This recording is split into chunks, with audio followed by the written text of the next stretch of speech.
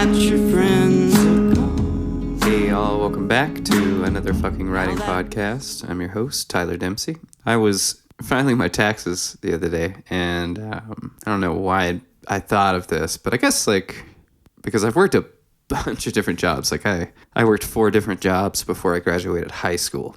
I thought about this job I'd had in college where I worked for this computer memory company. We sold RAM and external hard drives and anything to do with internal or external memory associated with computers. And it was started by this guy who he started when he was a teenager and would get home from school and bike around trying to sell the same stuff to people door to door. And how he did it is he just found a bunch of computers people had thrown away in either thrift stores or in the dump or wherever. And he would steal all of these components and then basically just clean them up and put a sticker on them, and he would sell them as if he had designed and created them, which is pretty sketch, I guess, but it's also capitalism. But anyway, everybody that worked there, we had to wear these blue colored smocks, I guess. They were to keep you from holding your body from having electricity, static, so that you wouldn't damage any of the components when you were handling them. And so this new employee shows up one day, and he's a very, very large person. And we didn't have any of these smocks that were larger than 2XL, and this guy needed something more. And so I just remember he worked there in the morning, and then we all left for lunch, and he didn't come back. And then a week later or something, one of the other employees was just hey, whatever happened to that guy? And somebody was oh, he's still on lunch. It was just one of these really horrible jokes that floats around in a million different workplaces where everyone really hates themselves for working there anyways. But I hadn't thought about this guy for years. Hadn't thought of it. This is one day in my life, in one job amongst many. And for some reason, I just thought about it in a slightly different light outside of the oh my God, that was a really off-colored joke. I saw it, I reframed it as just dude, guy did what he wanted, and it's ultimately, if whether your thing is biking around peddling trash or just saying fuck you to a job you hate, do it. Go chase whatever it is you want to go chase, because ultimately nobody else and no thing is going to make you happy. So you should just do what you want to do. Yeah. So today on the show, I talked to Tyler Dillow. He is the author of Watershed, a book of poems out through Stubborn Mule Press. It's a really tremendous book, y'all. I hope that after you listen to this, you will go pick up a copy. It's truly phenomenal. So let's get to it. Here is my talk with Tyler. I love being able to walk outside and not get beat to death by wind. That was a thing I don't take for granted now. Oh, big time, man. It is weird that you say that. It's crazy what kind of a presence wind has on your existence when you live in a windy ass place. It's really all pervasive and just it's a controller, Ever present. And yeah, it's funny, we'll get wind warnings out here, and it'll be 16 mile per hour wind gusts. And you're what? I can't even feel that shit. That was a great day in Kansas. Yeah, dude. So have you guys been able to form a little bit of community, or what's your time away from work? Is it mostly just the two of you chilling, or? Yeah, we just spend a lot of time together. We know a few people, but we really haven't went out and tried to make friends. Yeah, that's our. I mean, is that okay though? Does that work for y'all? It's totally okay. We're just are like reveling in the fact that it's sometimes great to be someplace where no one knows who you are. I love it, dude. I love walking around invisible, man. It's the greatest. We can just do whatever we want, and yeah, that's how we spend most of our time. yeah, dude. I don't know if it was like this for you. Growing up, I can't remember like how busy your life as a kid was, or like how many other people were around or whatever. But like, grew up in very similar places. I do too, you know, and everybody knows your shit, like your business, you know, and I fucking hated that. Like it didn't allow for any kind of exploration of identity, you know, and and then simultaneously places like where we grew up sort of try to pigeonhole you into an identity too, you know, and so I don't know. I think that really has a lot to do with me really, really loving being in a place like what you're describing, where you just like nobody knows your ass and you can just float. Fantastic. It feels great. I walk through the city and I am truly, truly just doing my own thing because like I have no expectations of bumping into anyone I know. Yeah, your shoulders are relaxed. Yeah. You know what I mean? Yeah, dude, that's awesome. I love hearing it from you. Because how many people were in your hometown where you grew up? So the actual place where I grew up, like hardly anybody, dude. Like my graduating class was 46 kids, including me. Damn. Yeah. So real small. But we were a satellite of a slightly larger, wouldn't call it city, but town, probably like around 15,000. Gotcha. Back in my day or whatever. There's more people live there now, but that's how mine is. I think there's like 9,000 in where I grew up. Yeah, and I don't know if it was like this for you too, but like the nearest city of any consequence was like an hour and a half away. Yeah, there was nothing close. Joplin, Tulsa, Kansas City, Wichita, all like an hour and a half away. Yeah. I mean, we were just this weird island that like nothing touched, no culture made it to. There's no live music or anything like that. It had a lot of influence on me, and I'm sure you too. I don't want to get too much into that because it kind of plays on my first question. And so just so you know, like we haven't really officially kicked off or whatever. I just wanted to give you a few seconds because you just got back from work. Yeah. Do you feel good? Are you ready to go? You ready to talk about your shit? Let's do it. Yeah. Usually I'd take a little more time, but since you and I we've already had conversations. So we need to have more. We do, dude. That's what I'm remembering.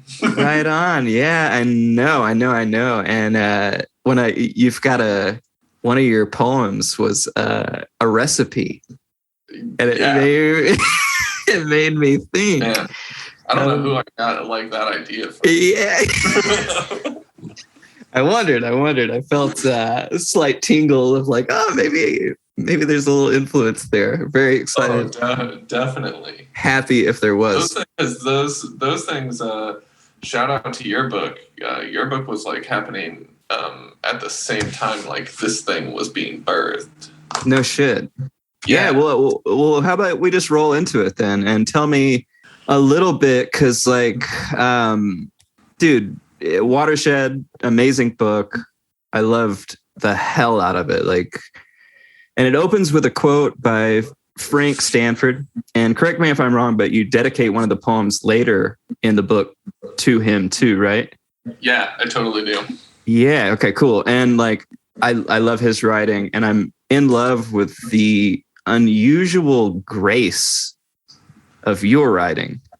Thank you. Yeah. So do you mind talking a little bit about how the project came about, how it became a collection and then found a publisher? Totally.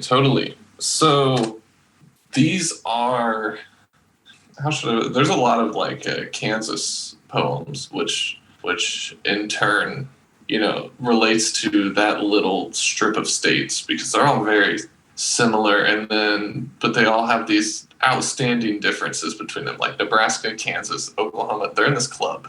Mm-hmm. Agreed. they have their slight differences, but like for the most part, you could probably say something right now about where you grew up, and I'd be like, "Holy shit, yeah."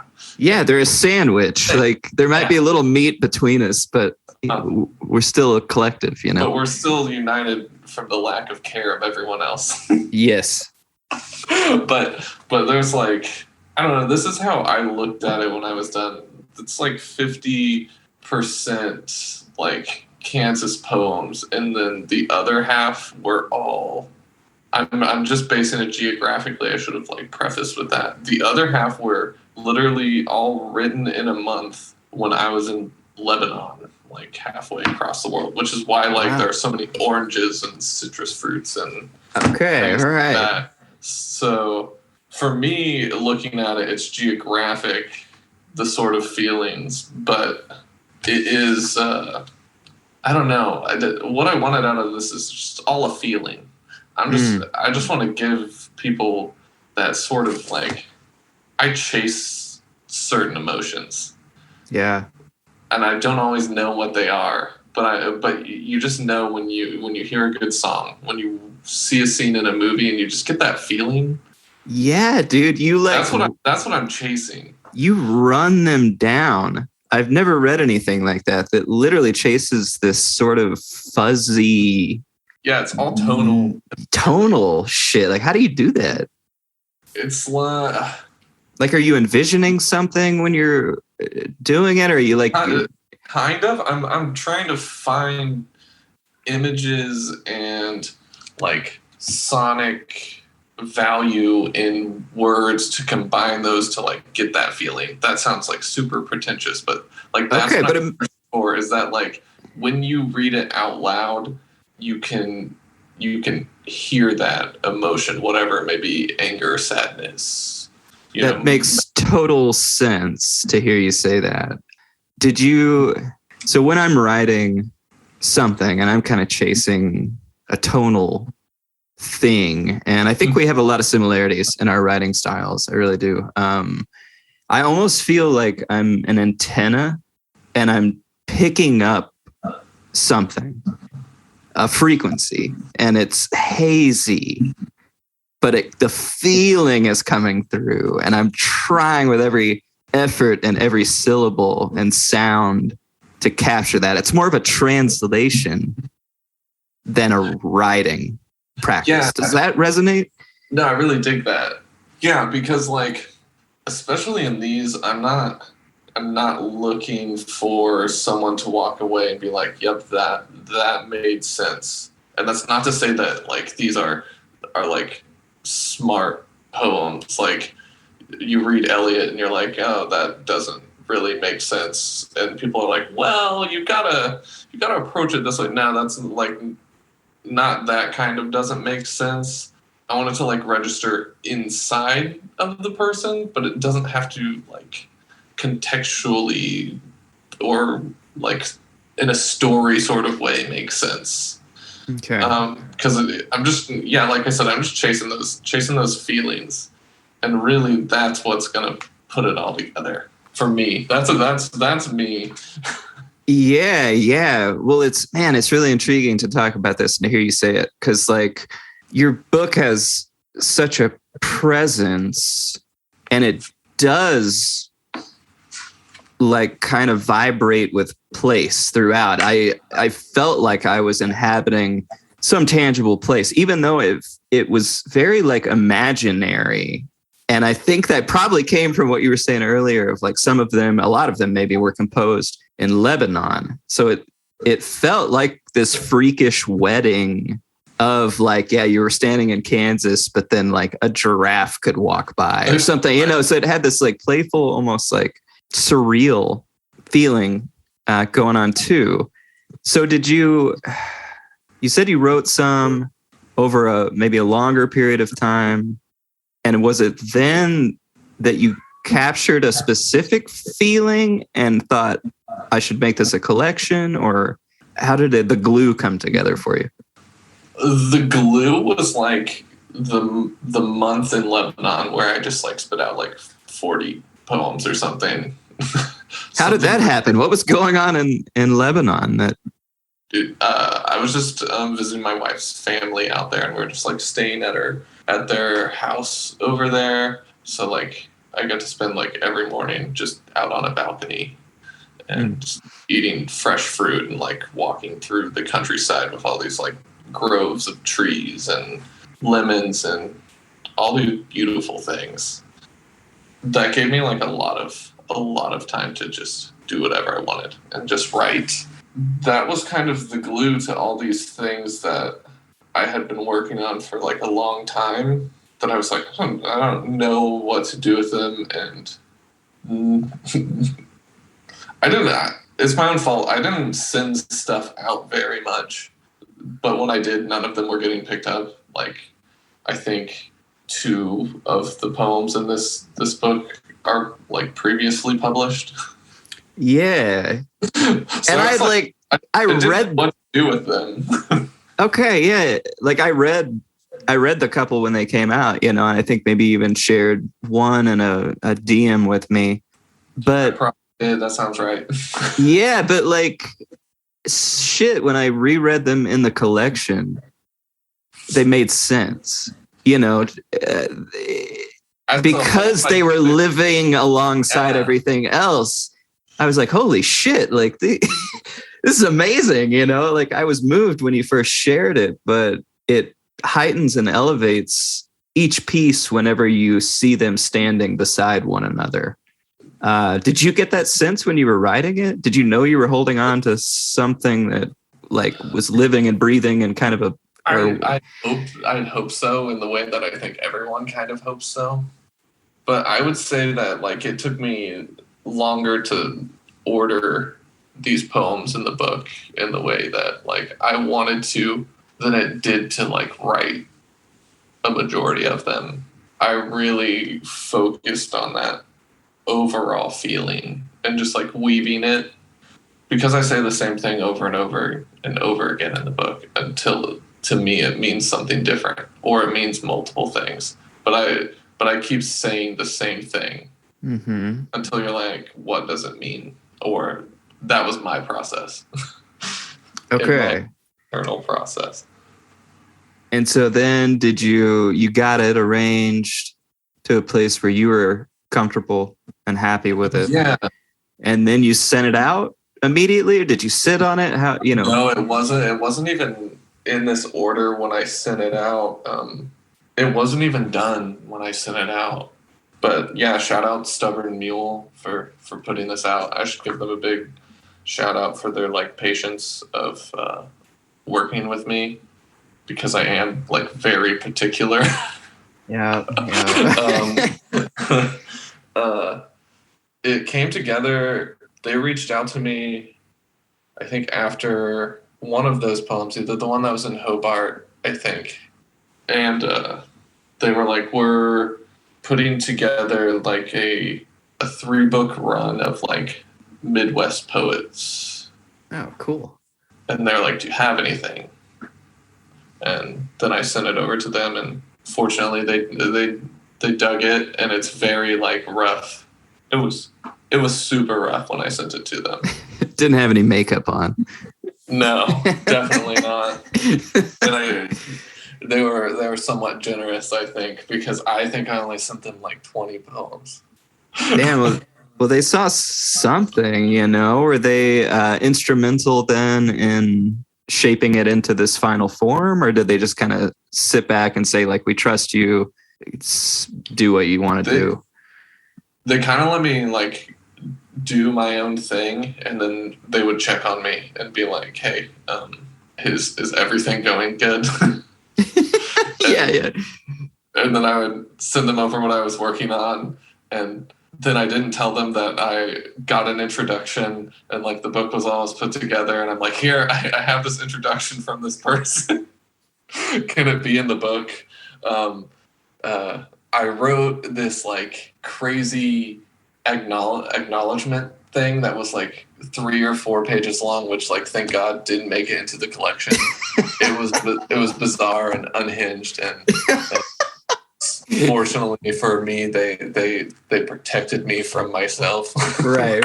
In that regards. So they were great, and the owner of the press, he did the cover for the book, which is like a bunch of overlaid watersheds. Yeah. It's a beautiful cover, beautiful book, just in general. Very cool. Next, I just want to learn a little bit more about you. We've talked. For people listening, probably don't know that you and I have talked quite a bit over the last couple years, and shared work back and forth. And you were very, very instrumental in growing my novel, which is hopefully soon to come out. I want to just learn, what was life growing up for you? What was the atmosphere you were in? Were you always a writer and reader, or did you have parents that supported that kind of thing, or was it an interest that sparked later when you got some freedom? Yeah. A lot of where I grew up, atmospherically and even physically in the book, the hedgerows and the fields and all of that, that is and the watershed, those things existed and were big parts of my childhood. I grew up in a already small town, like we talked about, but I grew up even further outside of that town. I didn't have neighbors or anything. I grew up on a little farm. Yeah. So I got to spend a lot of time just doing farm things, like feeding cows when my parents got home from work, and taking care of chickens. And for a while we had sheep and stuff. So I got to spend a lot of time doing that. And I'm trying to remember the second part of your question now. Yeah, how did you come to writing then? If you were in this rural farm, how the hell, describe the breadcrumbs that kind of led to that, I guess. Yeah, I think a lot of it was that we had internet, but we didn't have good internet. And I didn't really have a phone until I was 18, 19. I had one of those where you put minutes on it. Yeah. I didn't have an iPhone or anything because there was no use, because we didn't have internet really. We had satellite internet, and it was you would wait 20 minutes to load a YouTube video. So I had to fill my time with something. So I'd always been a pretty big reader, but in high school, and a lot of high schoolers, I was more into the music thing. So I would go over to my friend's house and we would just make music in his basement that no one should ever hear. What kind of stuff were y'all making? Or what were you listening to, I should ask? It ranges from things that are slightly respectable to just horribly embarrassing, but well, I want to hear about those. Or very cool between 2009 to 2012. Those are those a lot of Vampire Weekend. Yeah. A lot of Brand New. A lot of what's the other embarrassing one? Angels and Airwaves, for whatever reason. Nice.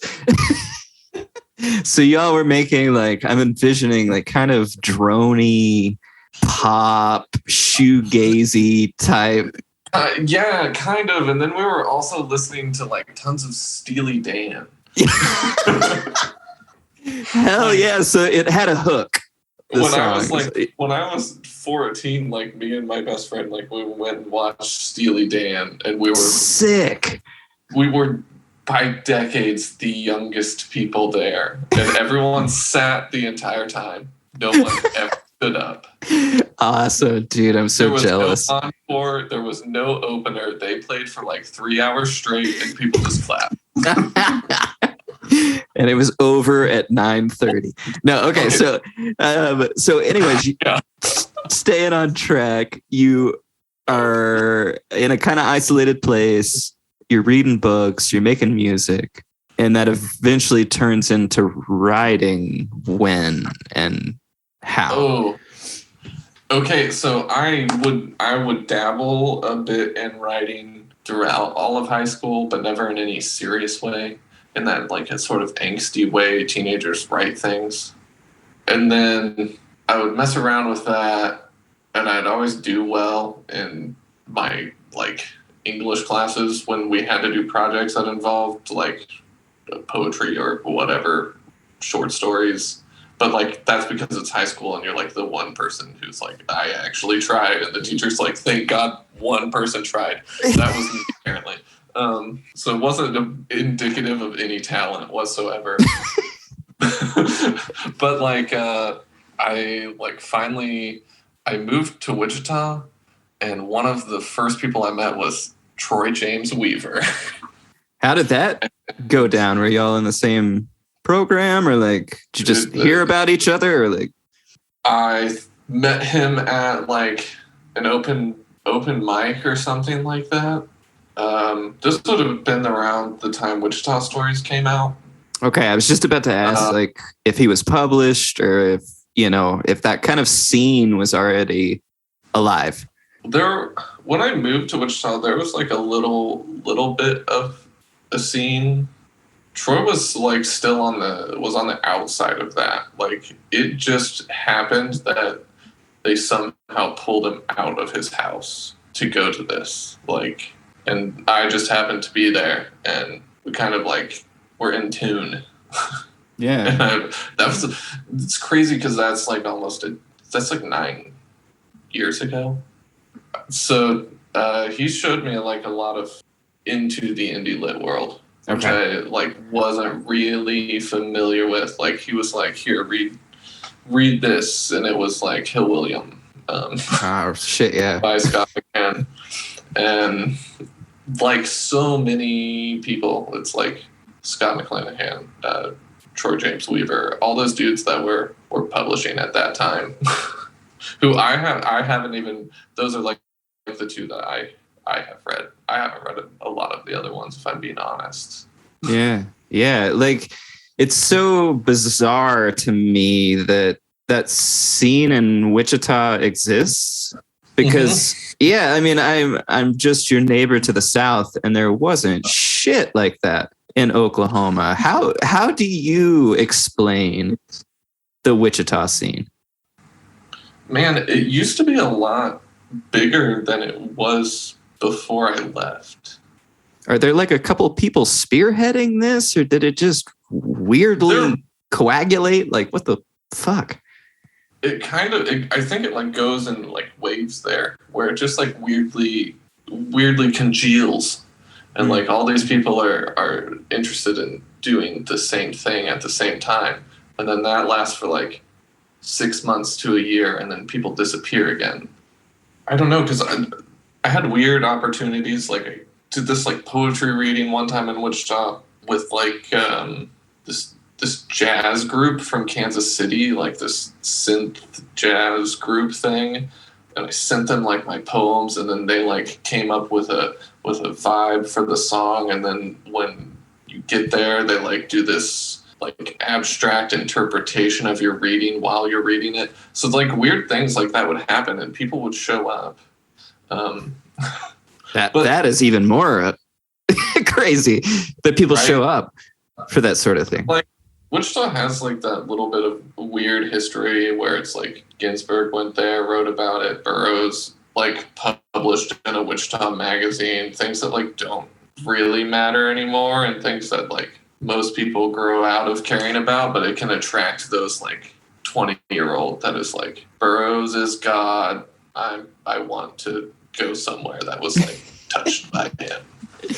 Yeah. Well, man, I want to dig a little deeper real fast if we can. Like, so you were describing growing up on a farm, and I think in my imagination, and probably a lot of people's, like that kind of an upbringing is almost like the antithesis of literary. But your book very much, to me at least, it feels like an homage to your origin. It's like a love letter almost.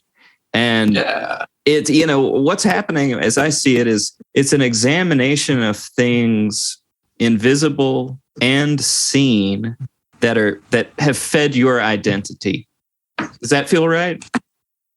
No, I think you're like reading me pretty well. Okay, yeah.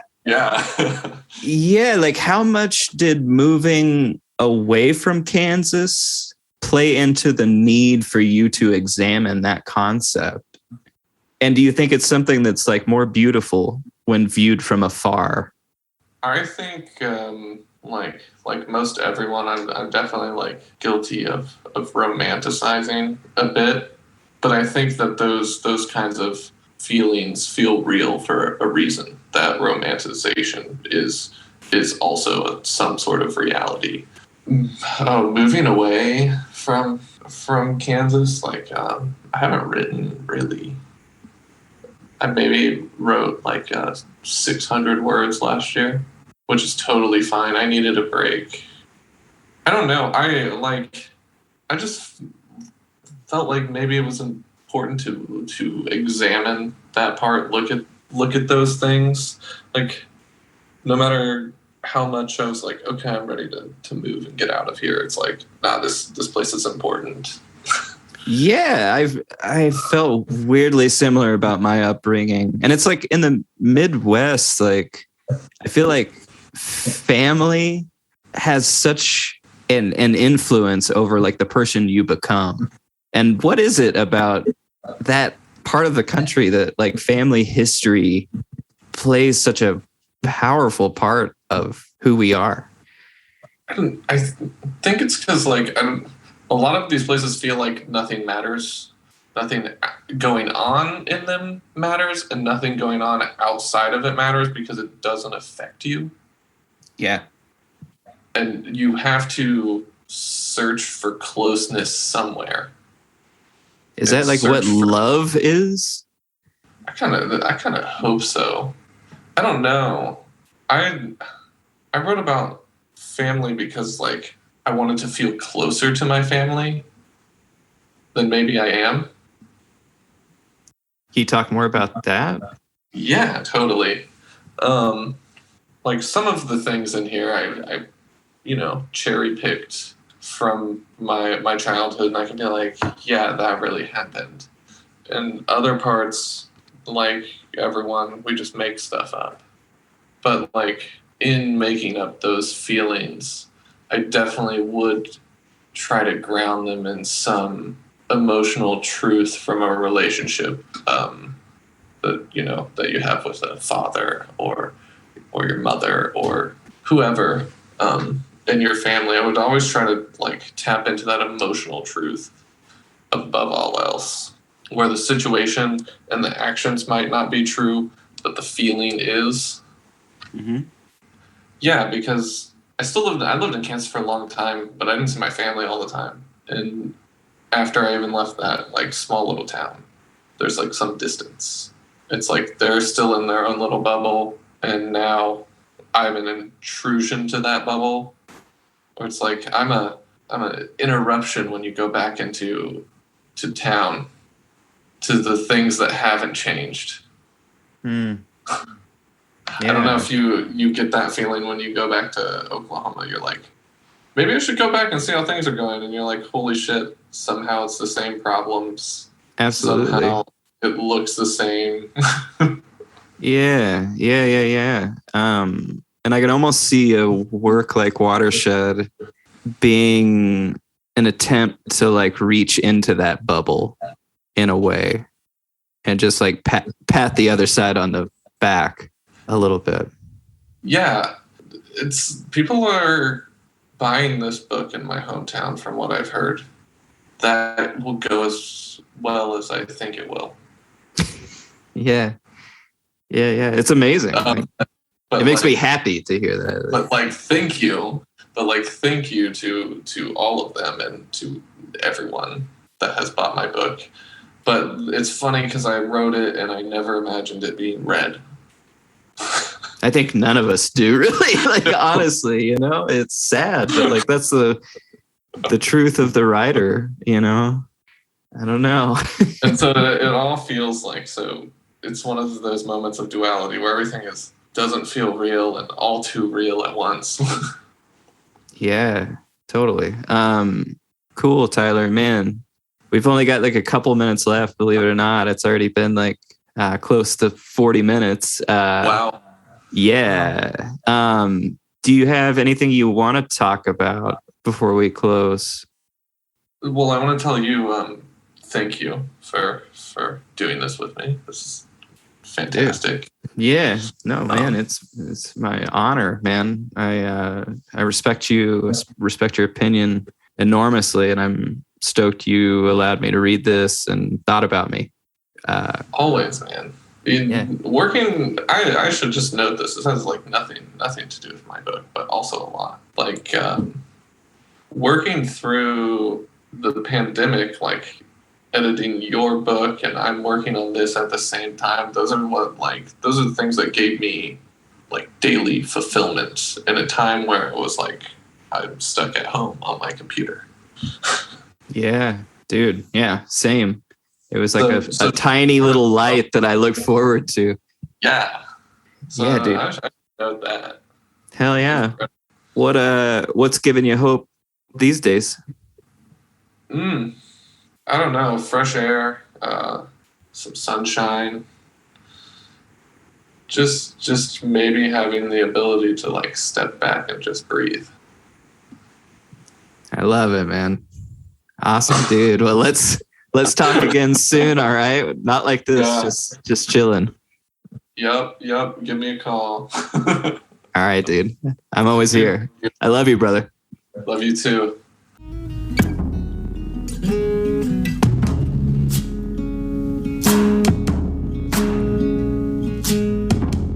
All right, that was my talk with Tyler Dillow. If you enjoyed this episode, please go check out our other ones and maybe tell a friend about it. Honestly, just word of mouth is a great way for something small like what I'm doing to get around some. And if you really enjoyed it, maybe consider becoming a Patreon supporter. You can start for as low as $1 a month. But I want you all to know that I really, really appreciate y'all very, very much just for listening. Be safe out there. See you next time.